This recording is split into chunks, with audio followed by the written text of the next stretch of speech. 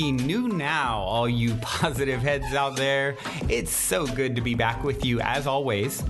If you're new to this podcast, of course, we are super happy to have you here, and we just ask that you bring an open mind and heart to your listening experience and to be prepared to explore vantage points that I'm convinced will help shift or solidify your current understanding of the ultimate nature of reality.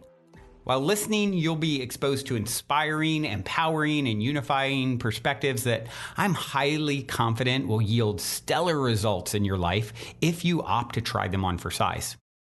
Also, I'm super happy to announce that we have officially launched our new late-night style, consciousness-elevating video variety talk show, Optimystic, which features live visionary artists, soul share interviews, retreat guests that come here to the Mystic Manor to join me and the interviewee on the stage during the last night of their stay, their week-long stay, as well as the show concluding with live musical performances. We're going to be releasing episodes every other Sunday at 11:11 a.m. Pacific Standard Time, and you can go to optimystic.tv, that's spelled OPTIMYSTIC.tv, to join our watch party for each future episode's release or to check out past episodes. We were originally going to be releasing Optimistic episodes every Sunday. However, as a community, following the flow of what is wanting to come through in these unique and unprecedented times with so many of our soul family stuck at home, craving connection,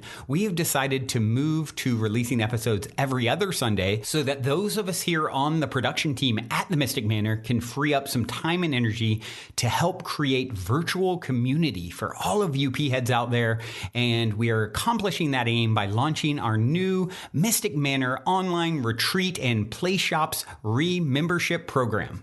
It's going to entail live play shops twice daily, 7 days a week, behind the scenes footage here at the Mystic Manor each day, access to a Facebook group where we do short interactive 1-minute video challenges and reflect back to each other about our experiences, live Q&As with me and some of the other facilitators, and more. It's a super robust program.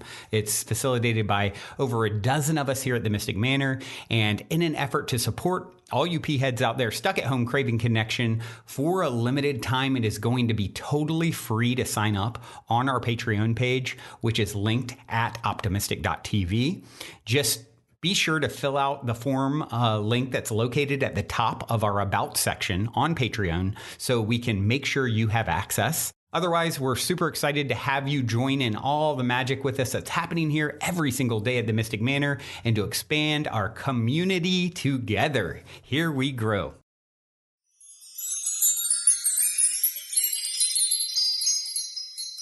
All right, all you positive heads, welcome. It is a magical Monday here in the studio as I record, or maybe a mediating Monday.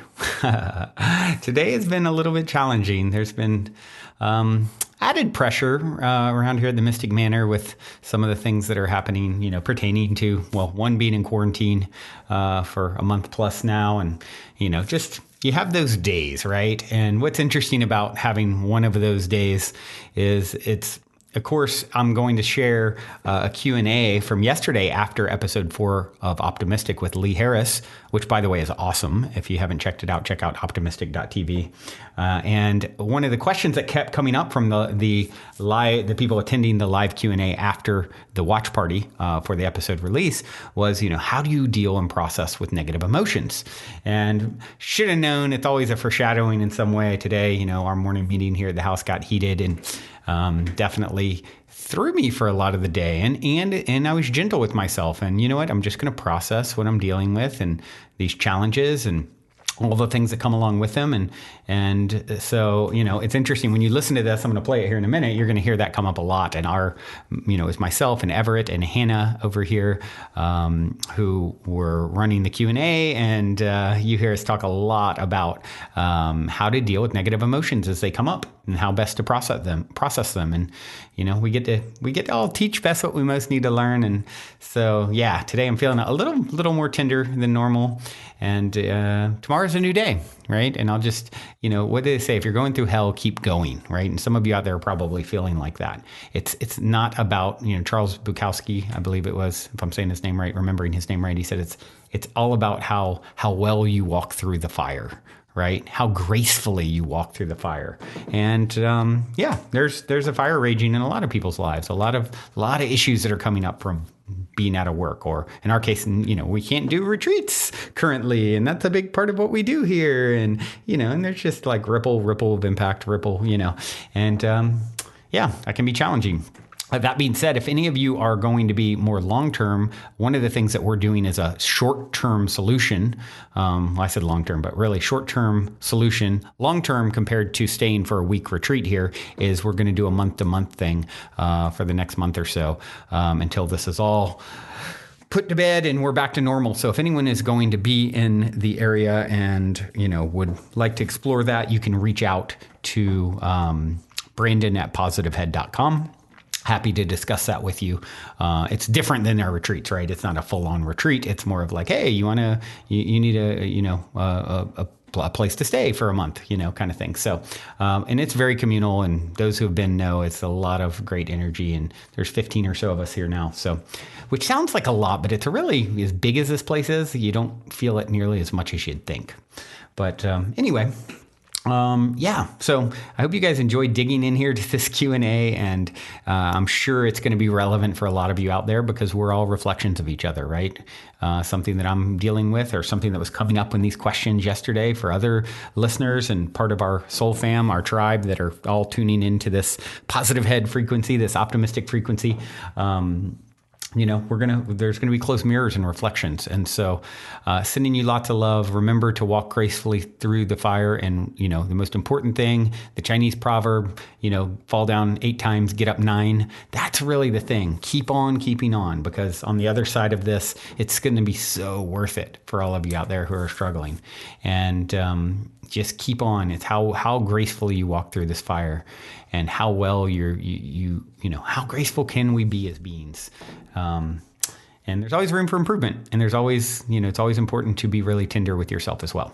Anyway, I'm going to get right into it with this Q&A because it goes for a bit, and there's so much good info and insight in this one. It was really, really good. I really enjoyed it, and I hope you guys will consider tuning in the future. One of the things that I brought up that's challenging, been a great growth edge for me is, how much less, attendance the show Optimistic is getting compared to the podcast. And I really anticipated a lot more people would tune into it. And of course, it's new and it's growing. And I'm just so proud of the way it turned out. And there's so, the production is, even from episode 1 to episode 4, you'll see a huge leap in, how put together I feel like it's gotten. And so I'd love for you guys to experience it and see it. And the musical guests are so cool and so good. And, the retreat guests are so awesome. I love all you guys out there listening. Thank you for co-creating all these shows. And it's just, I definitely would love it if you guys would tune in, optimystic.tv. And also, we are, one of the pivots we're doing is the new play shops as well. Online, the Mystic Manor online retreat and play shops re-membership program. And we're letting you guys experience that. Two workshops every day, plus other goodies. And, we're going to be letting anyone join that, try it for free, and then pay what you can. We just want to create community with you guys. We want to create connection with you. So we have a whole new page up for that at optimystic.tv/play shops. So check that out as well and come join us twice a day. We'll be doing it. And with that being said, I hope you guys enjoy this Q&A. Until next time, you know what I'm going to say. Journey well. Love you all so, so much. Come in, grab a seat, get comfortable. On YouTube. Grab yourself some water. Grab yourself some green bean casserole. Anything you need. Whatever you need. Whatever works. We're rolling. Just. All right. We're live on Instagram. Hi, hello everybody. Hi, Welcome in. So I'm sitting here with the creators of Optimistic, Everett and Brandon Beecham, and my name is Hannah Tyndall, otherwise known as Hannah Being, and I've been working on this team for 8 months now, doing a variety of different roles, one of which being the production coordinator and house management and assistant You name it, Hannah does it. and A little bit of everything. all the things. And the house just came together to watch this episode with Lee Harris and the synchronicities and of this episode being released at this time, because we weren't really sure that, you know, when was Lee Harris's episode filmed?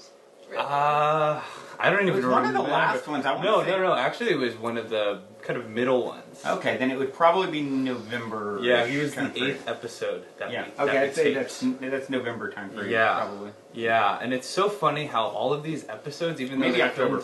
they're filmed in the past, it's like they're time capsules that come around when they're being aired, and then as we're working on them, as they're releasing them, Yep. it's like all relevant information that our like future selves, which is actually our now selves, Yep. are meant to hear. Yep. And so like there's so many things as you're watching, it's like, oh my god, are you talking to me now? What's the example that came up for you? A big one was he was talking about the chrysalis, and that's been a big key term for us over the past few weeks, especially during this quarantine time. Is are we in a time of crisis or chrysalis? Right. And then in the episode, of course, Lee's talking about being in the chrysalis. And the painting is like literally out of the womb.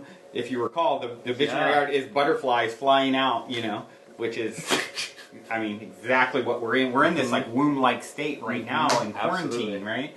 And so it's just, you know. And then on top of it, I did the whole I am talk. And it was, and it's Easter. and it's Easter, and talking about Jesus and what Jesus said on the day he died. And today's all about, you know, resurrection, and like, wow, it's just, you can't make this stuff up. It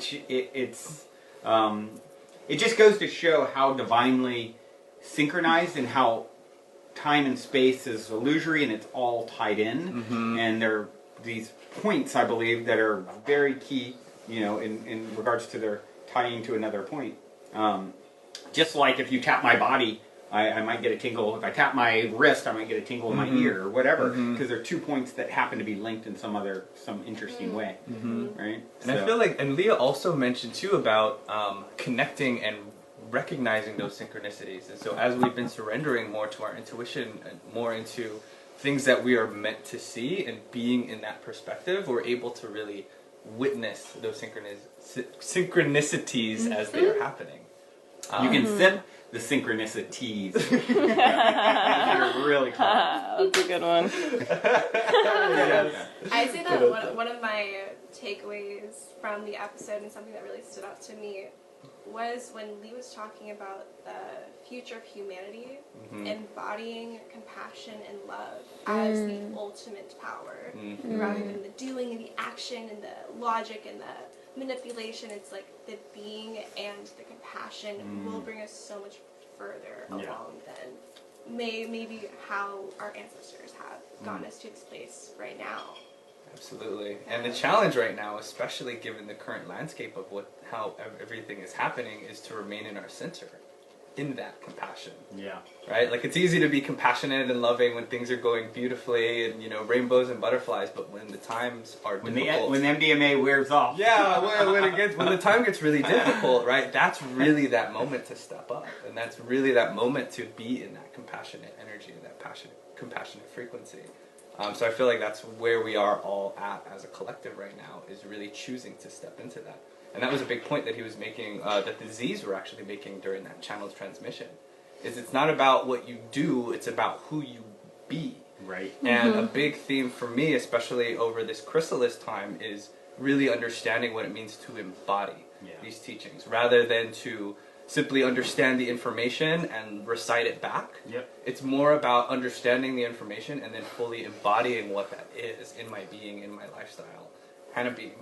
Yeah, and that's a great example. Is, you know, Hannah, you are so much. Hannah being, going by Hannah being, makes so much sense because you embody that state of beingness. Where my initials is BBB, I'm really working on getting that lesson. And as someone who's such a doer, I say this all the time, you know, is such a doer, and moving into that, you know, realizing like, oh, it's maybe more powerful.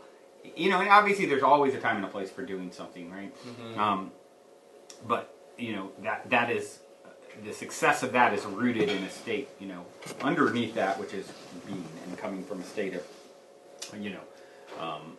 calm, cool, collected, grounded energy. And yeah, that's something, Hannah, you do really, really well. Thank you. Thank you. And I think we've said before living at the Mystic Manor that the manor is a microcosm of the macro. And there's so many opportunities for our team and our house to show up in a way that we would prefer, we can envision the macro to also embody and live with, too. Yeah, quick plug on that, and I said it at the end of the episode. If you go to Optimystic.tv, we've got a whole new online Play Shops retreat remembership program that we're doing. So we're literally one day you're with Hannah in the morning, the other day, me in the evening, the next day Everett and Bradley and Ian and all the other people. There's 15 of us here. So we just are really getting that full bore, full steam ahead, and it's been super, super cool so far. Yeah. To take the microcosm that is this place and then start rippling it out and having people like co-create and take the ride with us, so to speak. Absolutely. And I also want to add to that all of us here at the house, we're growing and we're expanding all on our own as well. And so as we're sharing this, I think you said it best, it is a co-creation. Like, we're here showing up to share everything that we're learning, and we're also in the process of learning that as well. Yep. And that's something that's really big that Lee also talked about in this episode, is really not holding yourself back, right?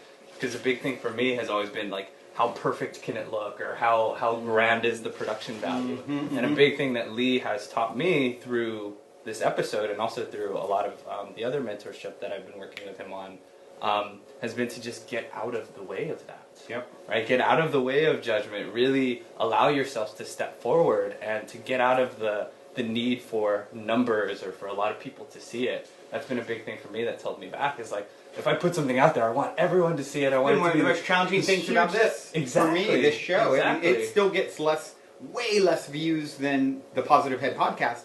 And I'm like, guys, have you seen the production we put together? Like, and people are like, yeah, whatever, we'll only listen to the podcast or whatever. And it's just like, and that's a great growth edge. It's like, okay, like he said, whether you have, one person hears it or a billion people hear and see. Yeah. The people that are meant to will, and, I talk about it like, what's more valuable, helping Gandhi, or Gandhi, was Gandhi more important, or Gandhi's grandmother who raised him and helped to give him the perspective he has? It's the same kind of thing. So if you reach Gandhi's grandmother, is that more important than reaching a million people? So, And I love that reminder of the perspective, right? Yeah. Instead of being like, we need all of these people to see it, it's more about, if I can impact one person, then I am fulfilled. I feel good. I'm doing this because I just want to make that authentic impact. And whether it's 1 or 2 or 2 million, it doesn't matter. So long as somebody's getting impacted by that, I feel good. And you're getting impacted. Exactly. And that's been the fun thing too, is because now that there is this co-creation that's happening, and these channels for that co-creation, I'm inspired to be like, oh wow, I want to grow even more. Yep. I'm charged to grow even more, and I feel like that's something that I really learned a lot from you with the Positive Head. As you were doing that, as I started off as a listener, I'm like, wow, this guy is so charged by, sharing all of this information in a very authentic way as it's coming up, right? And as more people started to be receptive to that, I'm sure that charged you way more. And it's this really great momentum that happens, I think, with that. Right. Do we have some people out there? I have a question. Enjoying, from Anna. Oh, okay. Hi, Anna. She says, Thanks for coming. one question I have for you all is, how do you start something new as a routine, then to actually follow up with it and do it? Discipline. Discipline. Just starting, is the question as opposed to doing it regularly, how do you get it started? Did I understand that? How to actually follow up with it and do it. Starting or recurring? Starting. Yeah. So, this is a great example that I'll give this morning. As I got up and I did breath work, and I worked out, and I went for a walk, and I actually showered, for a scene, if you can imagine. And, Woo! Good job, Brandon! The week before That's I why had... you look different today. And the week leading up before, I hadn't done any of those things. Really? The shower we'll leave as a mystery. I'm not claiming either I did or didn't. You can check out the Akashic Records one day and find out. So, you know, it's like, oh, I felt so great. And I started that, I've done all these things before, but, I started that routine in the last 7 days that I hadn't been doing. And for me, what I've learned to just do is like, okay, so if tomorrow I don't feel like doing it or I don't feel like starting something, just wait until you feel the call. Just keep putting the energy out there. Keep telling the story, okay, today's not the day. I'm not going to get up and start this new project. But I'm going to feel that, and it's building in my head, and I'm starting to, think about it quite a bit, and it keeps, pinging on it. And now don't be attached to, like, forcing yourself to do it. You will have a moment where it's like, wow, and we've all had those moments where, like, I feel particularly motivated to go to yoga today, right? And it's like other days, like, oh my God, yoga, shoot me. So it's really, learning to follow the energy and just know that if some part of you is wanting it, just being gentle with yourself and calling it in and allowing it to arise in the natural, perfect time. Absolutely. Yeah, I think, for me, incorporating a routine in the lifestyle, it also requires this internal commitment to really putting value behind it, right? Because if it's just something that like we kind of want to do kind of willy-nilly, then it's kind of always going to be put off, especially if it's something that's big or challenging or that's right at the edge of our growth. And so one thing that's really helped for me is really understanding the why. And for me, like a lot of times I'll journal something or the new thing I want to do, I'd really come to understand the why behind why I want to do this. How will this benefit me? Why am I choosing to do this? And when I do, making that internal commitment of I will do this, and then actually take the action steps into incorporating that into my flow, while also applying the non-attachment to it and not making it such a rigid structure where I have to where if I don't, then I start to shame myself and all of that stuff. So it's really a balance of connecting the why and really allowing that to be placed in your value system, which helps to charge the actual doing of it. And then while you're doing it, also doing it with a sense of lightheartedness. Yeah. And I'd also love to suggest the power of writing things down. And when something is like in your mind and there's a powerful thing that I've experienced when actually creating something through a pen or like through a word or through a piece of art. And so if you have a goal, write down that goal, and so then it's less in the mind and more on a piece of paper and something you can look at, and so you can remind yourself of that daily, whether you put that on your wall or you just look in your journal every day, or in the morning when you write down, these are my goals today. And I think like 5% of the population creates goals every day. So if you're in that 5%, you're more likely to achieve all your goals that you want to do that day. Yeah, bringing it into 3D, right, out of the ether to some degree. It's like, it's more of a manifestation on paper than it is in, just floating around in your head. 100%. Yeah, as a doer, that's something that really works well for me. Like, even going through the Optimystic.tv website where all this content's living. I spent hours doing that yesterday. Okay, fix this, do this. And it's so easy to start having all these things stack in my head, and then I'm like, okay, put it on paper, start making a list, and it's very easy to give to your web developer, and everyone can communicate. It's just very effective. Absolutely. Just had a comment from Lauren. She said, "Thank you. Journaling really helps me recognize my false truths." Cool. And we have another question if you guys are ready. Yes. Sure. Okay, we got one from Daily Mantra Scrapbook. That's kind of synchronistic. Yeah, synchronistic. I love that. Thank you, Daily Mantra Scrapbook. It's not a cheat. That really happened. How do you deal with intrusive thoughts and overcome them? Journaling. Maybe a daily mantra scrapbook? Maybe a mantra scrapbook. Yeah. How to overcome them. Wow. For me, I'll just speak to it. If an intrusive thought is coming up, I do my best not to like persecute it and just observe it, and then say, oh, okay, is this in line with the truth of the truth of my being and the story that I choose to tell about myself? And if it's not, or it's not in alignment, or it's not a vibrational match, I say, oh, okay, cool. I'm going to pick up on all kinds of things through the ether. You know, we're all connected. It's like, that's why it's the 100th monkey principle, you know, where they took, for those of you who don't know, they observed these monkeys in the 70s, and, you know, they were all on an island, and one of them started washing sweet potatoes in a way that they hadn't done before to make it cleaner when they ate, and then it taught the other monkeys the same thing.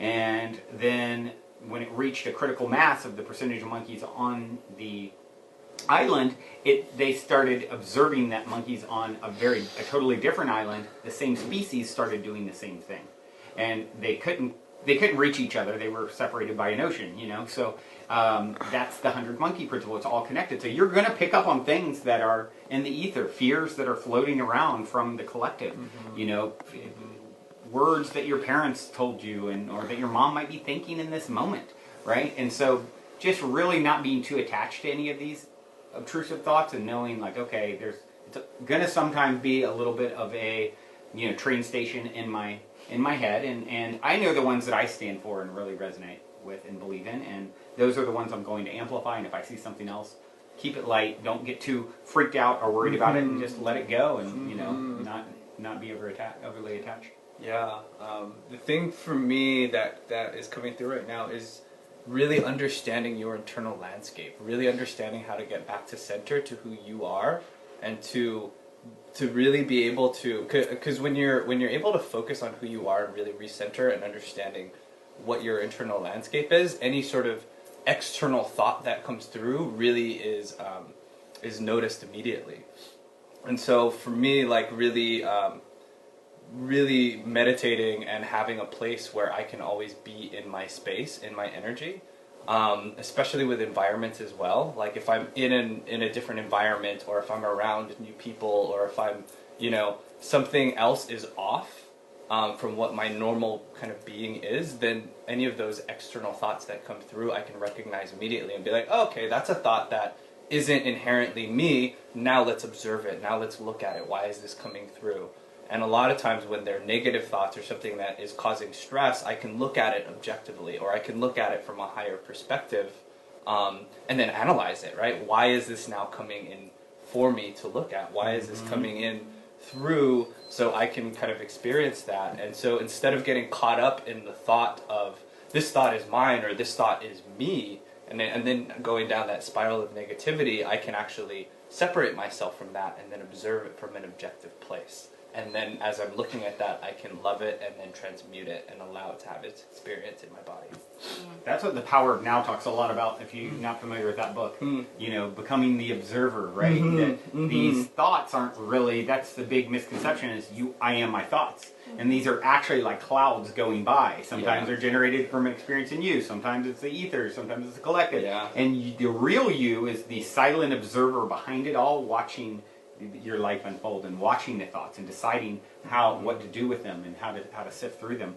And, you know, keeping that light perspective of, hey, these are all just clouds going by, this, you know, and the same observer that was there when you were 5 years old, and that will be there when you're 95 years old. That's the real you. That's your divine higher self kind of sitting back with popcorn. Yeah, and also knowing too that you have the choice to accept that thought in and really like get into it. Or you can also look at that thought and be like, okay, I'm not giving any power away to that. I'm not putting any focus into that. That is just destructive. That is just hurting me.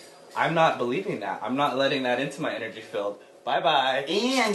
And thank you for the contrast of helping me define, because you can't know that which you are unless you know that which you are not.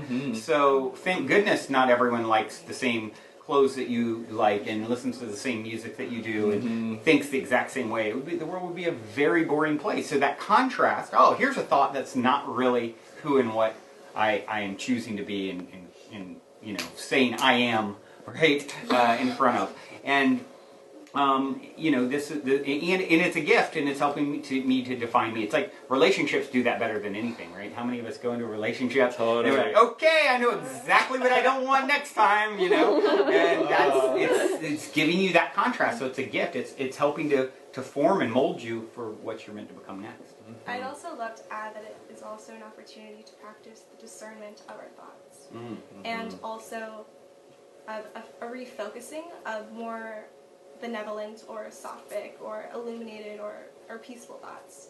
Because like one of the most influential quotes that I first really found was that I am not my thoughts, I'm the one who hears them.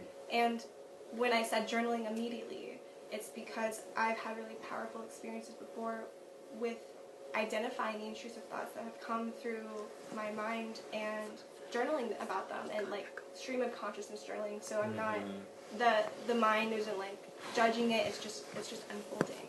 And as I'm able to write down what's coming through, there's a level of separation of like, this is a word, it's not me. Like, this is not me. That like leads perfectly into this next question from LK Hambata.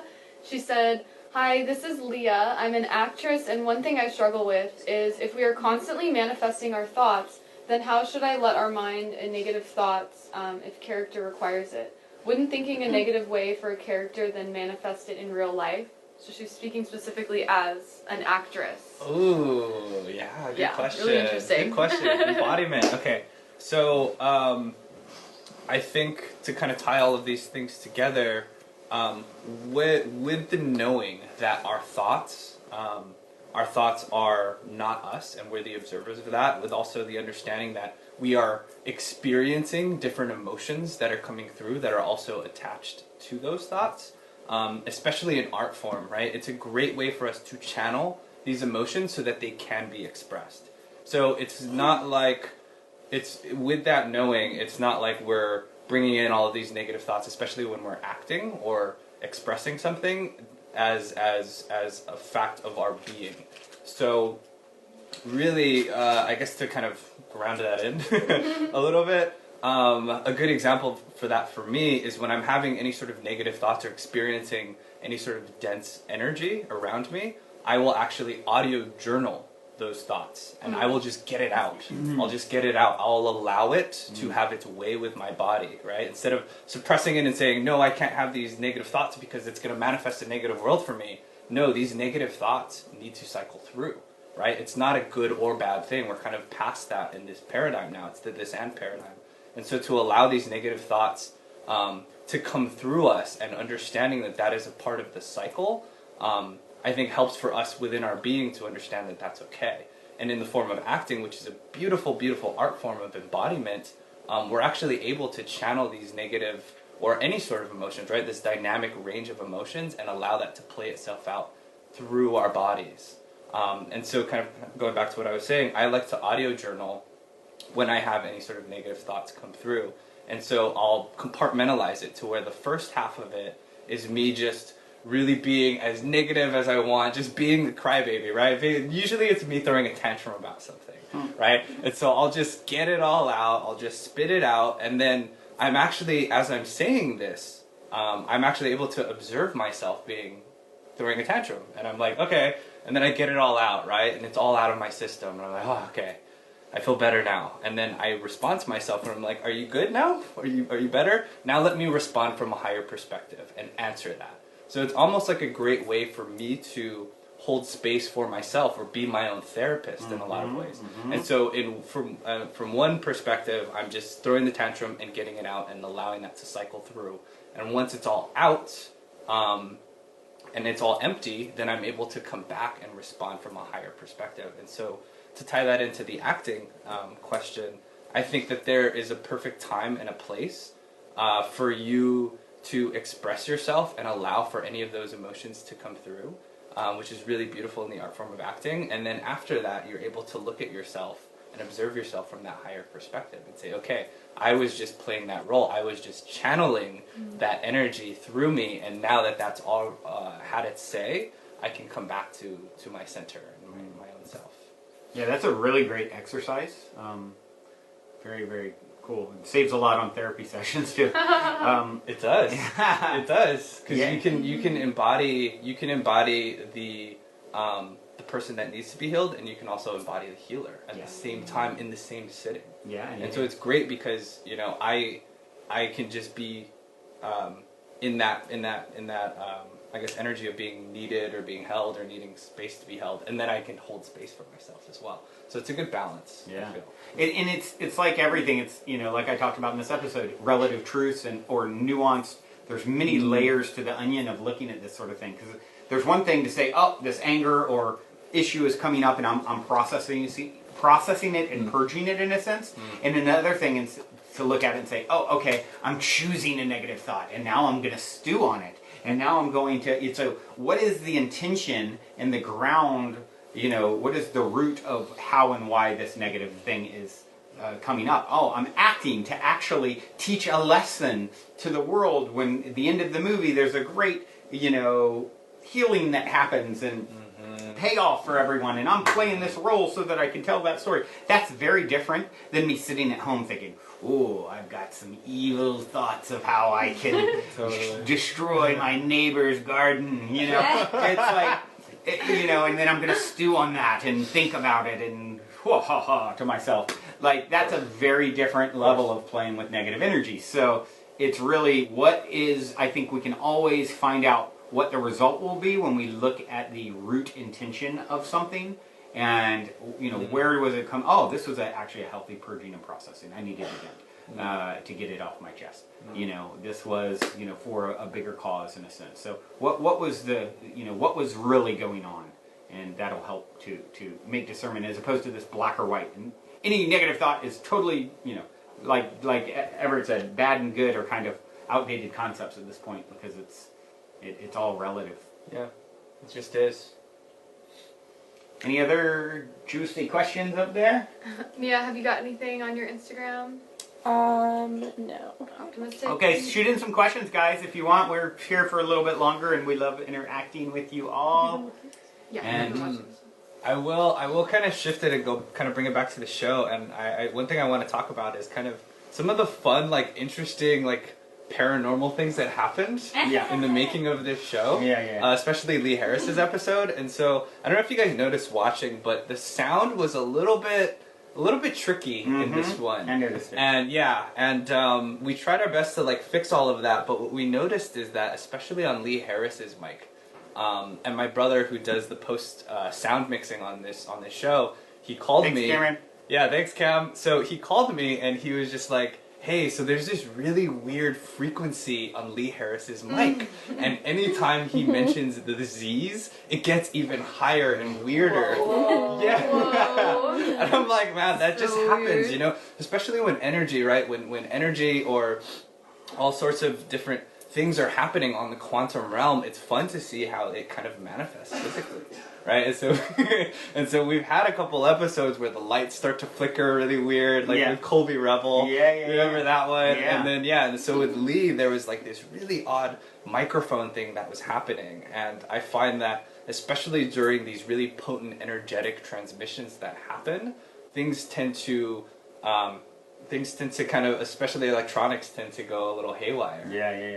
Which is awesome. I mean, it's one of those things. I mean, there's so many documented cases of electronics being affected, or you know, even voice phenomenon and everything. So it's such a fascinating phenomenon. So strange. Leah just wanted to say, she said, thanks so much for answering my acting question. I really appreciate it. You're welcome, Leah. Welcome, Leah. I have a question from Shanti. Can you say it? Sounds. Speak up really loud because the mic's over. Oh yeah, from Shanti Sounds 22. Hi, Shanti. What do you guys do to shift and move through the heavy energy you are obviously able to hold space for? What do we do to shift through the heavy energy we are holding space for? And except when we're not. Yeah. What do you do? Yeah, Hannah? how do you take it? It begins with your breath. Yeah. It begins with like a full body breath. Like you really cannot be holding as much when you're conscious of your breath. Just to simplify it. Yeah, no, I mean, that's a very powerful, true answer. If you're breathing shallow, that is a symbol, everything's a reflection of the bandwidth, essentially, you have to deal with something heavy. So think of it like, you know, really shallow, short breaths are like super, super skinny arms that, you know, are atrophied. Deep breaths are like super, you know, muscle man energies that can hold a lot, you know, so it's like, it's all symbolic.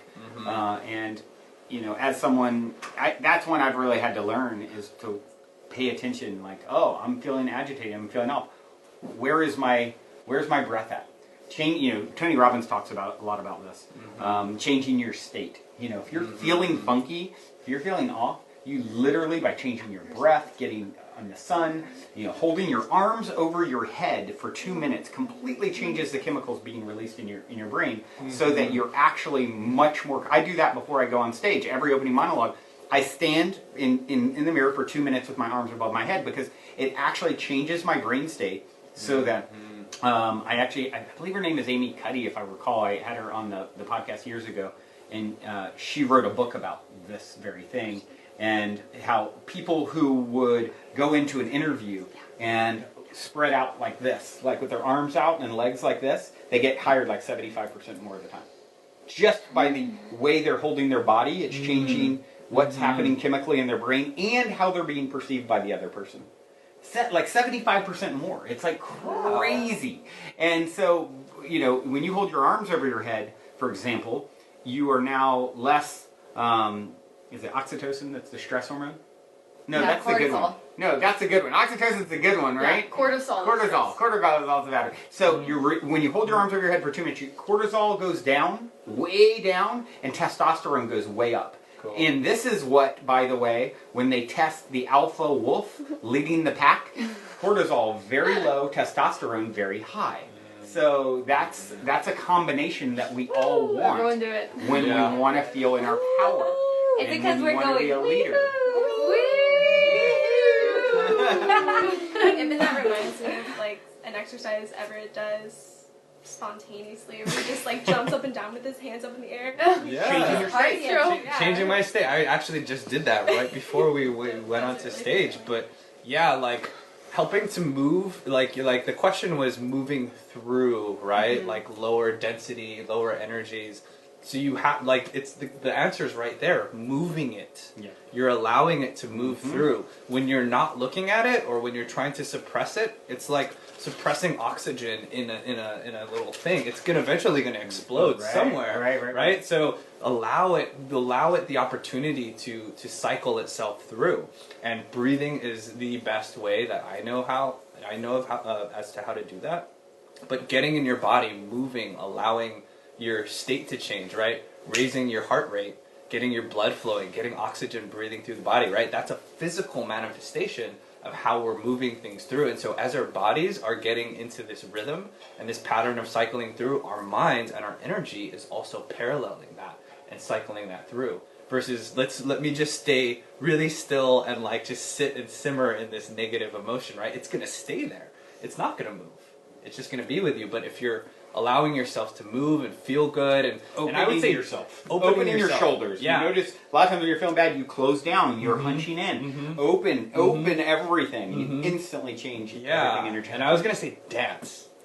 Dance, especially when you're feeling kind of low, like crank on your favorite tunes and move and dance and have fun and laugh. Really allow your energy, your vibration to raise. And then to cycle and to move, and so you're gonna put yourself in a higher vibrational state, and then you're gonna start to move things, and that higher vibration is almost gonna like carry the density out. Yeah. All right, here, like experience it, look at it, bye bye, and be grateful for these dense energies that you're referring to, instead of like, oh, I can't stand them, I'm against them, they're bad. Once again, oh, this is helping me to sharpen my axe. Yeah. Smooth seas never made for a skilled sailor, and I want to be a skilled sailor. Yeah. So, when you start changing the story around dense energies, that in itself is a huge, huge start. That's such a good point, because there's so many people that I know that are out there who don't like that. It's almost like they're repulsed by it, right? It's like, like this is so draining, I can't take it, I don't want to be around it, right? Yeah. And it's like, whoa, like that's actually... How can I be the space for this, is what Eckhart Tolle says. How can I... That's always the question. How can I be the space for this? That's like saying, I'm here to show up and hold space and be more and be big and, Absolutely. To have no fear and fully surrender, open to that. Yeah. Versus, I'm not about let's lower. Right. I'm Too not good for about that. the shadow. I'm too cool for that. Right. That really stunts a I lot of only eat people's cold growth. water fish. Right? That really Someone said stunts that the to me once, growth. and it was the greatest thing ever. It was like Wait, very what? snobby energy, and it was like, I only eat cold water fish. I'd also love to say that there's nothing wrong with asking for help either in these dense spaces. So that help could be from a family member, that help could be a prayer to the universe, to your source, whatever that may be. I think there's so much humility when it comes to being able to recognize that you need help. Yeah. And you can help yourself, Yes. of course. A tool can help you. Yeah. Like unconditional love is just something that you can call to at any time to help you. So move through that. Yeah. Real quick. Nathan just commented and said, crazy, my podcast I was listening to right now just mentioned the 100 monkey theory. Hello, synchronistic. Guys, we're connected. And Tap my Shanti, elbow and my ear itched. and also Shanti Sound says thank you. Welcome, Shanti. Yeah, another great quote that I actually just remembered I posted, and I rarely post in comments on Facebook and things like that just due to time. You know, I'll read things sometimes, but very rarely post. And I posted on someone's thread ranting about if you're this or that, or you believe Bill Gates is bad, or, you know, whatever his thing was, you can go ahead and delete yourself from my friends. And so people were commenting on it, so I'm like curious to, you know, just check it out. And you know, he was just commenting how sick of it is, and he's making a stand and all that. And I was like, you know, I just commented with the quote by Rumi: how will your mirror be polished if you are annoyed by every rub? And you know, that's exactly this, right? Good, man. Really good. Rumi, Your man. quotes, man. You're a quote master. He's a brother. Oh my God. Cool. What else we got out Karen, there? you had a question. I have an interesting question from J Rhythm Poetics. Says, what is the present moment to you? This is a good question. Philosophical question. Okay, it's a great philosophy. I think Present moment. I What think is of the my present interview moment with Shaman Durek, most recently on the podcast, well, on this show, on Optimystic, but also on the Positive Head podcast. I think he might even have talked about it more, where he talked about, you know, and it's sort of, it reminds me of like when one you know, rapper calls out another one, they create a beef and then everyone gets more press. So, And then everybody sells records. Shaman Durek was calling out Eckhart Tolle's book, The Power of Now, actually saying, it's BS, there is no now, because anytime you're talking about it now, it's already, that's in the past, and it's like, you know, it's this moving thing, it's always this flowing movement, and it's, you know, you don't hear that, that's sort of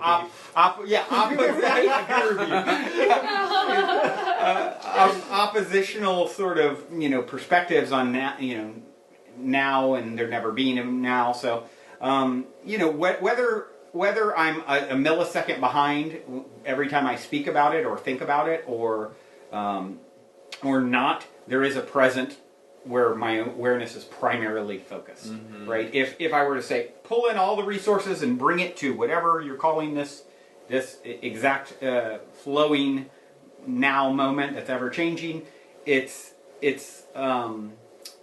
when you're pulling your energy back in to all of that, you know, that's as close to being in the present as you can be, and the more you focus on it or practice on it, the better you can get at it. And you know, some people are naturally better at unwrapping the gift, the present, than others, you know. And you know, for me, I notice there's a lot of people, I attract a lot of people in my life who are these people who, you know, they're constantly heads looking around the room, and they're like not connecting and looking you in the eyes, and they're thinking about what's next. And you know, if you're trying to get deep with them, they're like and they're kind of hearing, and they're really thinking. It's like it's constantly running from the now.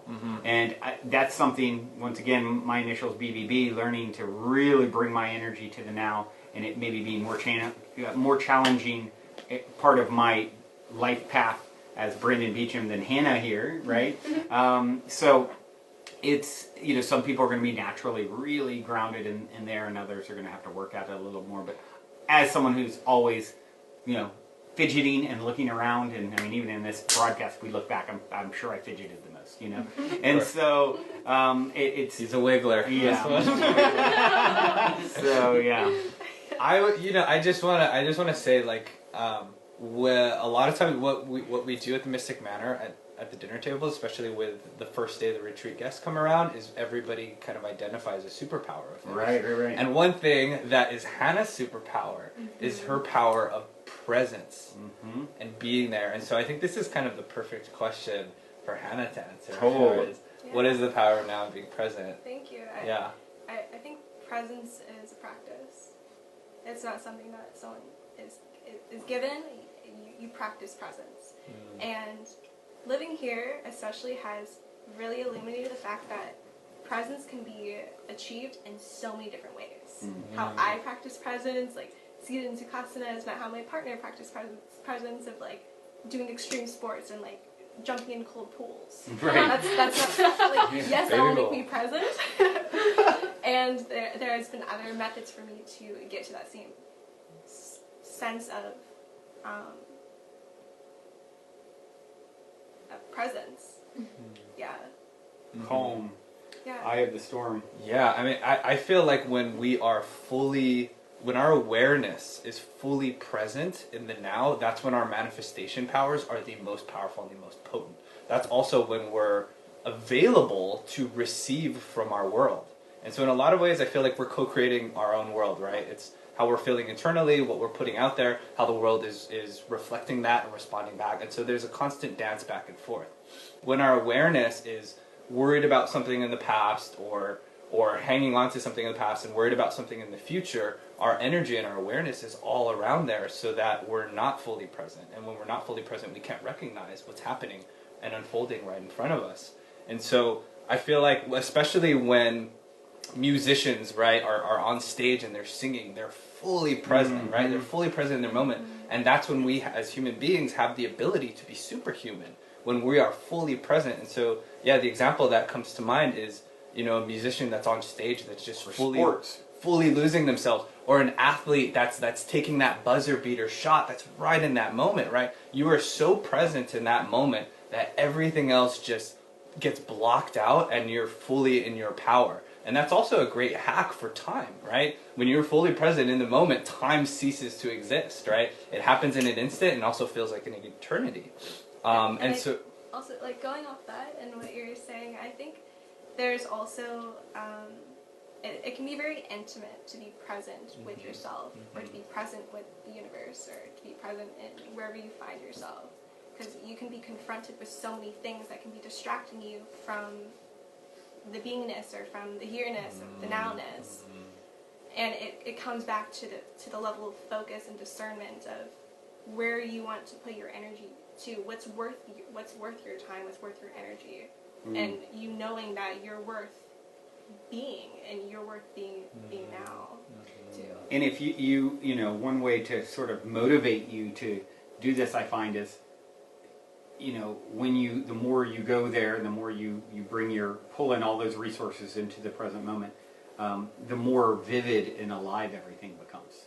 When you're not scattered looking around the room and, you know, where am I going to go next, thinking about what I'm doing for lunch, you know, it becomes all of a sudden, wow, the colors are more vibrant, and I'm noticing the orchestra that is the outdoors. Like, have you ever had a moment where, whether through the help of plant medicine or just deep meditation or whatever, where you're like, oh my God, the whole outside is like a symphony being sung with the crickets and this sound and the wind and it's literally a symphony is being played to you at all times, and you completely tuned it out because you're like looking around thinking about, you know, what you're going to go do next. And meanwhile, you're missing this beautiful song.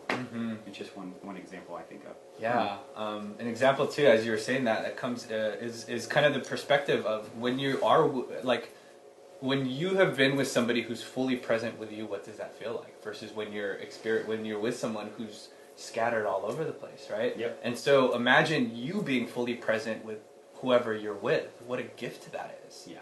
To really drop in, and you don't even have to say anything, right? You can just fully be here, being present with somebody else, actually seeing them and being with them is such a gift in itself. And so that's one thing that has helped to also justify the power of being present.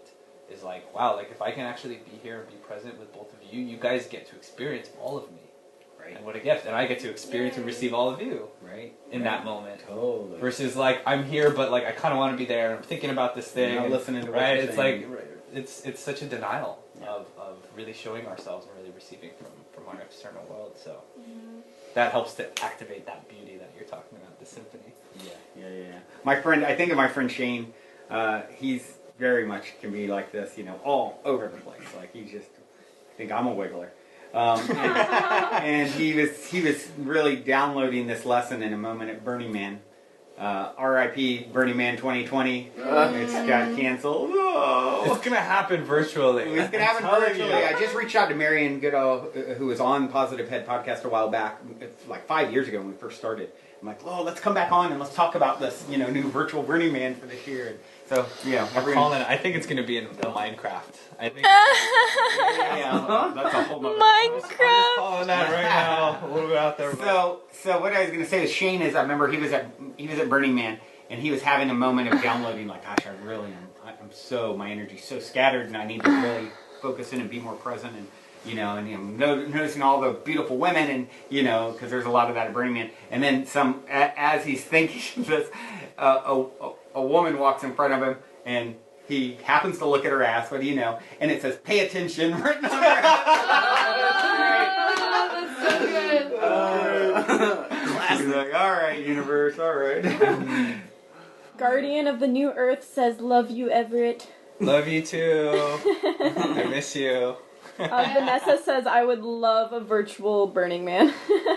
Yeah, that's what the talk is, you know, multiverse, and I saw something about Second Life, which is like the VR community, and so... I kind of want to touch on that right now, because right now is such a beautiful time for technology really to be taken to the next level.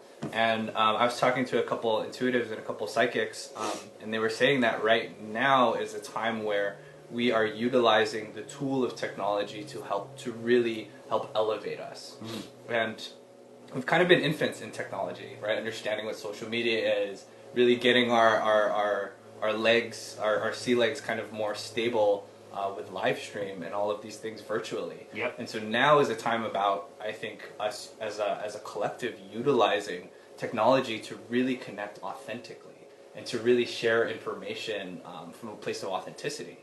Right? Because a lot of times from social media, from, you know, the past like decade leading up to now, it was a lot of imposter syndrome that came out of that, or a lot of, oh hey, look at me, this is my internet version that's like super polished and everything is great, right? And so now what I'm kind of noticing overall in the collective is authenticity is the new cool. That's the new fresh, right? It's not about showing yourself and presenting yourself as this perfect version, but rather just being present, dropping in the moment, and then authentically showing yourself for who you are. And I think as a collective, that's what we're kind of yearning for, and to utilize that technology in that kind of way is really going to elevate us. Miranda says hi. Hey Miranda, we miss you, we love you. And she says, is that henna or did Everett get a sick tattoo? Tribal markers. Tribal markers. This has been my quarantine creative play. Do you have an O on it? Awesome. Yeah, I do have an ohm on it. I'm learning all kinds of fun things. Cool. Yeah. I mean, real quick before we go to that one, I just want to add, once again, you know, this is a great example here at the Mystic Manor, as you saw in the episode. We have retreats that happen here. People come for a full week, and they spend a full week here, and then they come out and get to be a part of the actual live taping of the show and participate, and that's the whole point of what this place was built on, right? Shooting the show and retreats week after week. Well, welcome quarantine, and here we have to, you know, postpone retreats, and, you know, we're not live taping the show right now, nor could we, because there's a live audience, etc., etc.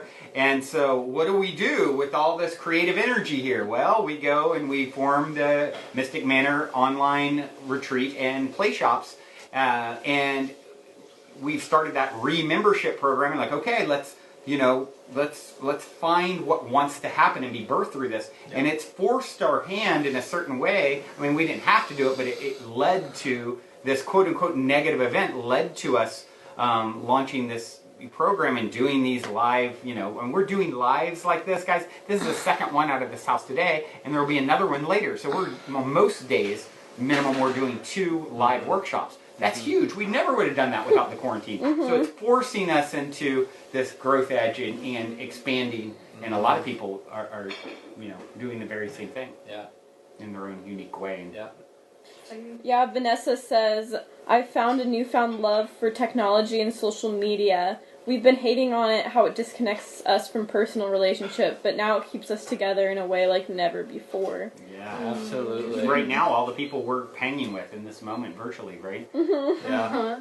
Yeah, I don't know if he's still on, but one past retreat guest from last episode was Yeah, what up, on. Yes, I miss you, man. And Clayson said, happy Easter to you all. And then he just said, ooh, yes, growth. Ooh, yes, growth. Yes, here we grow. And I just Here wanted we to do a grow. quick time check. We do have just about 10 more minutes before Instagram is going to kick us off. One says, I love you guys. Hope everyone is healthy. My soul family, miss you guys. Hope to see each other soon. Say hi to the fam. Check out the episode last week 2 weeks ago with Matt Kahn. You can see Juan strutting his stuff on stage. Awesome episode. So I did have a couple of questions roll in, and it seems like there's just a similar theme, which you guys have already touched on. But a lot of people are asking, how do you avoid suffering? How do you transcend suffering to develop hope? And how do you avoid negative thoughts? Those are all You questions that rolled in. transcend suffering by accepting suffering. That you will. It's not something to fully run from. You will have, I believe, longer and longer spells without it, based off of shifting your perspective and growth. And at some point, even if you go 1 billion years in bliss, you're going to say, okay, screw this, I'm over it. Let's go and get some suffering. And I believe that's what God does, right? Go get it. So, and then I have the contrast. Suffering. Yeah, then I have some contrast. I actually had speaking of this very topic, this thought came to me a few weeks ago. I was on a road trip with my girlfriend and Karen, who's reading. Thank you, Karen. Say hi.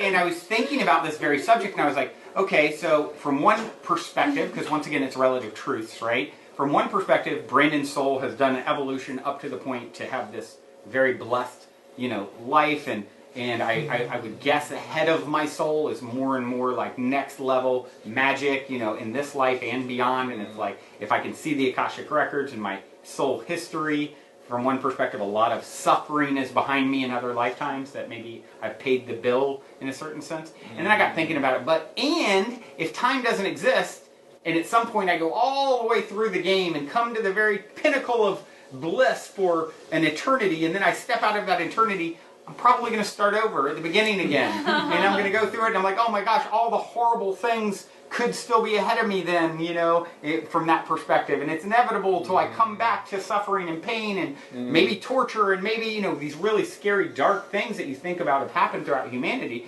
And as I'm thinking this and processing this energy, a license plate gets in front of me, little wink, communication from the universe, and the license plate was grrr. Like, I was thinking about things to be scared of, like fearful, like situations, And it was kind of like the universe just saying, dude, you're so untouchable. What I got from it was like, yeah, scary shit's coming at some point down the line, and it's kind of a joke.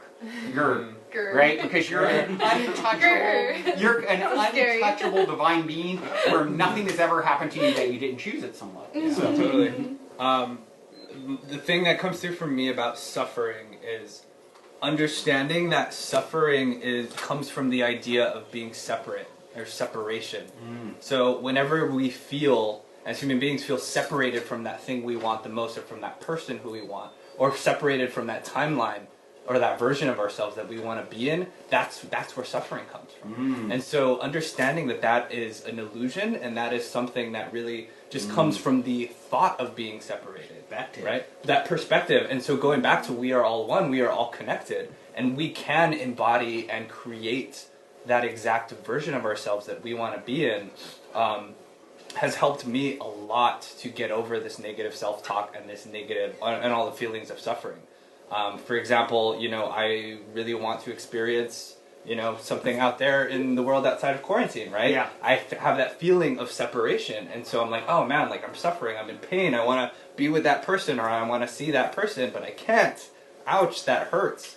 And then kind of going a little bit deeper and really seeing like, okay, actually, that it's just the idea of being separate from that.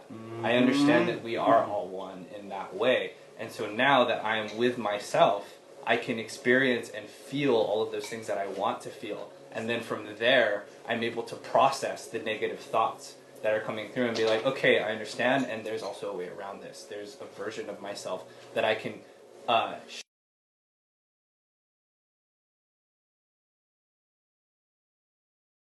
and inherently that's just me experience the illusion of separation from that which I want most. I love that. Yeah, your suffering, your amount of suffering is equivalent to your resistance to what is.